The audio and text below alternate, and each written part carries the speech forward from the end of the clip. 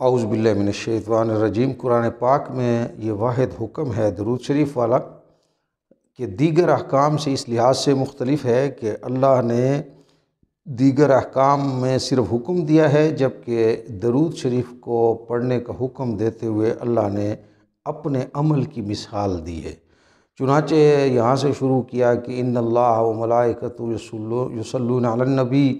اللہ اور اس کے فرشتے جو ہیں وہ نبی پر صلاۃ بھیجتے ہیں۔ یا ایھا الذین آمنوا، اے ایمان والو، صلوا علیہ وسلموا تسلیما، اے ایمان والو تم اللہ کے نبی پر صلاۃ بھی بھیجو اور سلام بھی بھیجو۔ اب یہ درود شریف ایک فردی عبادت ہے، اس کے ساتھ ہمارا مسلم سیکولرز کا کوئی لینا دینا نہیں ہے، لیکن میں اس لیے آپ کے ساتھ یہ بات شیئر کرنے لگا ہوں، کچھ یہ بتانے کے لیے کہ ہمارے بر صغیر کی مٹی میں اتنی عدم برداشت ہے کہ ہم ایک خالص علمی چیز پر ایسے مشتعل ہو جاتے ہیں کہ ایک دوسرے کی جان لینے کے در پہ ہو جاتے ہیں۔ اب اس آیت میں جو حکم دیا گیا وہ یہ ہے کہ صلو علیہ، اللہ کے رسول پر صلاۃ بھیجو، وسلم، صلو علیہ وسلم، اس کے اوپر صلاۃ بھی بھیجو، سلام بھی بھیجو۔ عربی کے لفظ ہیں، اور صلاۃ اور سلام جو ہے یہ آپ اس کو یوں کہہ سکتے ہیں جیسے آدمی اتنا سا فرق ہے جیسے رسپیکٹس اور ریگارڈز میں ہوتا ہے۔ آپ یوں بھی کہہ سکتے ہیں ہماری زبان میں کہ یار سلامت بھی رہو، اللہ تمہیں ترقیاں بھی دے، اور بھی کوئی اس کے معنی ہو سکتے ہیں۔ اللہ کے کلام کا ترجمہ تو شاید خود عربی بھی اس کی متحمل نہیں ہے کہ اس کا کیا ترجمہ کر سکے، ساری جذبات کی بات ہوتی ہے۔ حکم صرف یہ ہے کہ اس پر صلاۃ بھیجنا ہے، سلام بھیجنا ہے، اور یہ زندگی میں ایک بار درود شریف پڑھنا فرض ہے، اسی لیے کہ اللہ کی طرف سے آرڈر ہے، یہ ایک بار درود شریف پڑھنا کم از کم فرض ہے۔ اب کون سا درود شریف ہے جو ہم کو فرض ہے پڑھنا چاہیے؟ تو وہ درود شریف ہے جس میں رسول کی ذات پر سلام بھی آ جائے اور صلاۃ بھی آ جائے، جیسے صلی اللہ علیہ وسلم، بس یہ ہو گیا، اس پہ صلاۃ بھی ہو گیا، سلام، یا اللہ تو اللہم صلی علی محمد وسلم علیہ، یا اللہ اس پہ صلاۃ بھی بھیج، سلام بھی بھیج۔ ہم تو یہ کہتے ہیں کہ اسی چیز کو آپ اپنی زبان سے بھی ادا کر سکتے ہیں کہ اے اللہ حضور صلی اللہ علیہ وسلم پہ سلام بھی بھیج اور حضور صلی اللہ علیہ وسلم کو بڑی ترقیاں نصیب فرما، کیونکہ ہمارے خیال میں اللہ رب العزت جذبات کی زبان کو اہمیت دیتا ہے۔ آپ کے دل کے اندر سے جو کیفیت نکلتی ہے محبت کی، اس کی قیمت لگتی ہے، الفاظ کی تو شاید کوئی وقت ہی نہیں ہے، چاہے آپ کسی بھی زبان میں کہیں۔ اور اگر آپ نے عربیوں میں بھی بڑے لمبے چوڑے درود شریف بھرے ہیں اور اگر آپ کے اندر وہ حب والی کیفیت نہیں ہے تو شاید اس کی کوئی اہمیت بھی نہیں ہے۔ لیکن اس کے باوجود اب بہت سارے درود شریف ہیں جو لوگوں نے بنائے ہوئے ہیں۔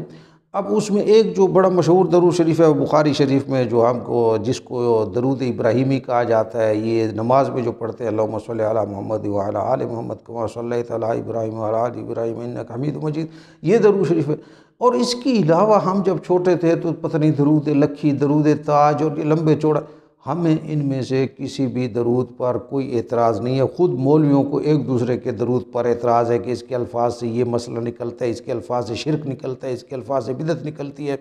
ہمارے خیال میں تو یہ ساری محبت کی باتیں ہیں، آپ کے دل سے جو کیفیات ہوتی ہیں اسی کی قیمت لگتی ہے درود شریف کے بارے میں، اور باقی آپ کی مرضی ہے۔ اب میں اس طرف آ رہا ہوں کہ لوگوں کا یعنی ہماری خاص طور پہ ہمارے انڈو پاکستان کی مٹی میں اتنی عدم برداشت کیوں ہے؟ میں جدہ سے ریاض جا رہا تھا تو فلائٹ میں جو ہے میری ونڈو سیٹ تھی اور میرے بائیں طرف جو ہے ایک سعودی لڑکا بیٹھا ہوا تھا اور وہ پھر ایزل سیٹ پہ ایک اور سعودی بندہ بیٹھا ہوا تھا۔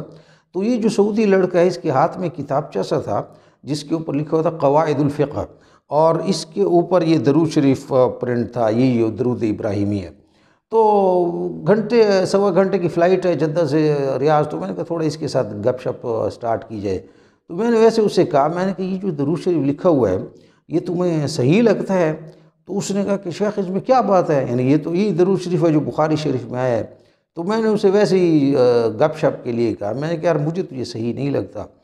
تو کہتے کیوں صحیح نہیں لگتا؟ تو میں نے کہا اس لیے کہ سب سے پہلے تو اللہ نے مجھے یہ حکم دیا ہے کہ خود رسول کی ذات پر صلاۃ بھیجوں، اس کی ذات پر سلام بھیجوں، یہ اللہ نے مجھے حکم دیا ہے۔ اب یہ جو آپ نے کہا کہ اس کی آل پہ بھی صلاۃ اور اس کی آل پہ بھی سلام ہوتی، اللہ نے تو مجھے حکم نہیں دیا، پھر آپ نے حضور کا بھی کہہ دیا، حضرت ابراہیم کا بھی کہہ دیا، اس کی آل کا۔ تو میں نے اسے کہا کہ حضرت ابراہیم کی آل میں تو یہودی بھی آ جاتے ہیں، اور حضور صلی اللہ علیہ وسلم کی آل میں جتنے نقوی اور ہمارے پاکستان میں چاہے وہ شراب کے نشے میں دھت ہو، وہ کہتا ہے میں حضور کی آل میں سوں۔ تو مجھے جب اللہ نے قرآن میں حضرت ابراہیم کو منع کیا کہ اپنے کافر فاسق فاجر کے لیے آپ وہ نہ کریں، دعائے مغفرت تک نہ کریں، تو مجھے اس آل پر آخر کیوں صلاۃ و سلام بھیجنے کی ضرورت پڑی جس کا اللہ نے مجھے کہا ہی نہیں تھا؟ تو اب وہ تھوڑا سا گڑبڑا گیا، تو اس نے کہا کہ نہیں، وہ تو آپ دیکھیں نا کہ نوح علیہ السلام کی جو ہے نا وہ آل میں جو ہے نا وہ تھا، اس کا بیٹا جو ہے نافرمان۔ تو میں نے کہا یہ تو اب عرب ہیں، آپ اس بات کو خوب جانتے ہیں کہ اہل اور آل میں فرق ہے۔ آل نسل کو کہتے ہیں، کوئی آدمی کسی کو آل سے نہیں نکال سکتا۔ اہل فیملی کو کہتے ہیں، جیسے اہلیہ ہوتی ہے، بیوی ہوتی ہے، تو اہل کو تو فیملی سے تو نکالا جا سکتا ہے، لیکن جو اس کی جو خونی رشتہ دار ہوتے ہیں آل، اس کو تو آپ مطلب ہے وہ نہیں کر سکتے۔ تو آپ نے کیوں کہا؟ دوسرا، آپ جب وہ خانہ کعبہ میں پڑھتے ہیں تو اس میں تو آپ پھر یہ کہتے ہیں کہ اللہم صلی علی محمد وعلی آلہ وازواجہ واصحابہ وذریاتہ۔ تو اگر اس کی پارٹی کا یہ مقصد ہو اور اس کی یعنی اس کا آپ کہتے ہیں، تو پھر علیحدہ علیحدہ اس کے کیوں بیویوں کا بھی نام لیتے ہیں اور صحابہ کا بھی نام لیتے ہیں؟ تو سارے کے سارے آل میں آ جاتے ہیں۔ تو وہ جو ہے نا اب وہ کہنے لگا کہ تو بخاری شریف میں آیا، تو پھر خیر کہنے لگے آپ کون سا درود شریف پڑھتے ہیں؟ میں کہا پڑھتا تو میں بھی یہی ہوں، مجھے اس میں کوئی فرق نہیں پڑتا، لیکن چونکہ آپ لوگ ذرا لفظوں سے زیادہ کھیلتے رہتے ہیں تو اس وجہ سے میں نے آپ سے کہا کہ ایک یہ درود شریف قرآن کے کنٹیکسٹ کے مطابق ایک تو ہے نہیں بلکہ اپوزٹ ہے، اور دوسری بات یہ کہ مجھے قرآن نے جب کہا ہی نہیں ہے کہ میں کسی کی آل پر یا حضرت ابراہیم کی آل پر صلاۃ و سلام پڑھوں، تو خود حضور پہ کیوں نہ پڑھوں؟ یہ خیر اس کے ساتھ بات، اس کا استاد بھی ساتھ ہی بیٹھا تھا، یہ ریاض یونیورسٹی میں، وہ کہہ رہا تھا کہ میں کوئی اپنے ایم اے کے تھیسس کو ڈیفینڈ کرنے جا رہا ہوں۔ تو بڑی اچھی گپ شپ چلی اور اس نے کہا کہ میں اسے پتہ بھی کروں گا، اور بڑے یعنی سکون سے اس نے بات سنی۔ اب ہم جماعت میں گئے، تبلیغی جماعت میں، بحرین میں، منامہ میں، تو وہاں ایک مفتی عبد الرحمن کوثر صاحب ہیں، اس وقت بھی وہاں پہ موجود ہیں، ان کو سعودیہ سے کہیں نکالا گیا ہے، اور ان کے والد گرامی جو ہے وہ عاشق الہی بلند شہری مفتی عاشق الہی صاحب، تو مہاجر مدنی کو بہت بڑی وہ آئیکن تھے مدینہ میں، تو ان کے بیٹے ہیں، اور کافی ان کے جدہ میں اور ان میں کافی ان کے مرید شرید موجود ہیں۔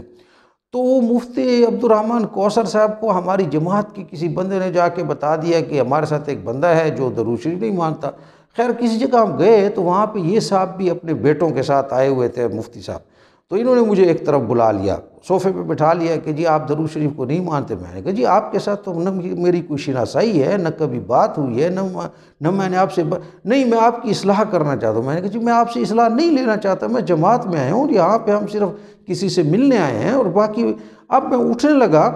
تو وہ جو ہے نا وہ نہیں آپ یہ کر، تھوڑی سی میں نے بات کی، اب وہ تو خاموش ہو گئے۔ اب میں اٹھنے لگا تو اس کے بیٹے نے جناب مجھے وہ ایک قسم کا دھکا دے کے بٹھائے گا، نہیں جی گالتے پوری ہو کے جانی ہے۔ میں نے کہا یار تم لوگ تو غنڈہ گردی پہ اترے ہو، جب میں آیا ہی نہیں، کوئی بات بھی تم لوگوں سے نہیں کرنی۔ تو یہ میں اس لیے بتا رہا ہوں کہ ہماری مٹی میں یعنی ایسا نہیں ہے کہ صرف انڈو پاک میں ہم ہوں تو ایسے کرتے ہیں تشدد کا، باہر بھی کسی جگہ پر ہم دنیا میں کہیں بھی ہوں تو ہمیں یہ شوق ہے کہ کوئی علمی بات ہی کہ ہم نے اس پہ مار دھاڑ قتل و غارت جھگڑا ضرور کرنا ہے۔ اب مجھے یہ سمجھ نہیں آتی کہ اس مٹی میں کیا ایسی مصیبت ہے۔ یعنی آپ یقین مانیے کہ میں نے وہاں 18 سال سعودی عرب میں مختلف جگہوں پر یہ حنفی نماز پڑھتا تھا، اور یہ جب اقامت ہوتی تھی تو اپنی حنفی اقامت کرتا تھا۔ مجھے کبھی کسی سعودی نے یہ نہیں کہا کہ آپ ایسی نماز کیوں پڑھتے ہیں، لیکن یہاں پر پاکستان میں آ کر ایک دفعہ میں نے اقامت اسی طرح کی جو امام کعبہ حرم کعبہ میں کرتے ہیں، یعنی ایک دفعہ کی، تو نماز کے فوراً ہی بعد دائیں طرف والا ایک بندہ بیٹھتا، انہوں نے کہا جی آپ نے تو پتہ نہیں کون سی اقامت وہابیوں والی کر لی، آپ کی تو یہاں نماز نہیں ہوتی۔ یعنی پتہ نہیں ہم لوگوں کو یہ کیوں ایسا مسئلہ ہے کہ کوئی بھی نظریاتی یا علمی بات ہو ہم اس کو ایسا پرسنل لے لیتے ہیں۔